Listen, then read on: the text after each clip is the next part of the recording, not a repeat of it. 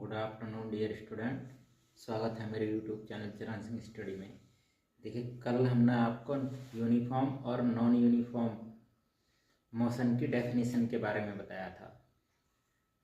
उसके एग्जाम्पल समझ लेते हैं, फिर उसके बाद ये क्वेश्चन करेंगे। यूनिफॉर्म में क्या होता है गाइस, इसमें जैसे मान लो कोई कार चल रही है तो वो एक समान गति से चलती है। जैसे हम कहते हैं कि 80 किलोमीटर प्रति घंटा, यानी एक घंटे में वो कितनी जाएगी, 80 किलोमीटर। ऐसे जब दूसरा घंटा लगेगा तो वो दूसरे घंटे में भी कितनी जाएगी, 80 किलोमीटर।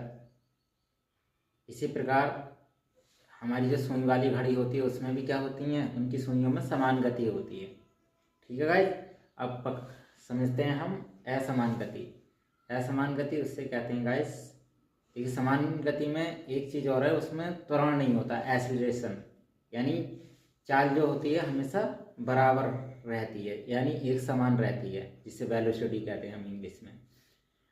अब असमान गति में क्या होता है कि हर घंटे बाद या हर सेकंड बाद या हर मिनट बाद चाल बदलती रहती है। कैसे बदलती रहती है गाइस, जैसे देखिए आप ऊपर से कोई ईंट गिराते हैं विराम अवस्था से, यानी कोई ईंट रखी है और आप खिसका दो और वो गिरेगी दीवार, छत की दीवार से, तो क्या होगी, हाँ शुरू में तो मध्य होगी, लेकिन जब नीचे आएगी तो बहुत तेज़ी से गिरेगी।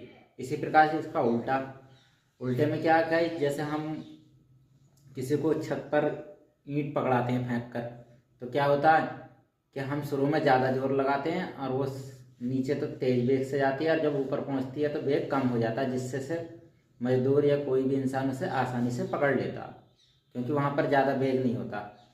उस पर क्या होता, यानी इसी के आधार पर हम त्वरण को हम दो प्रकार में बांट सकते हैं, पॉजिटिव और निगेटिव। देखिएगा इस क्वेश्चन समझते हैं पहले, आइए। In which graph is non uniform motion. देखिए गाइस, उस ग्राफ को छांटना है कि कौन सी ग्राफ में non uniform motion decreasing, decreasing का मतलब घटना, यानी किसमें वेग घट रहा है।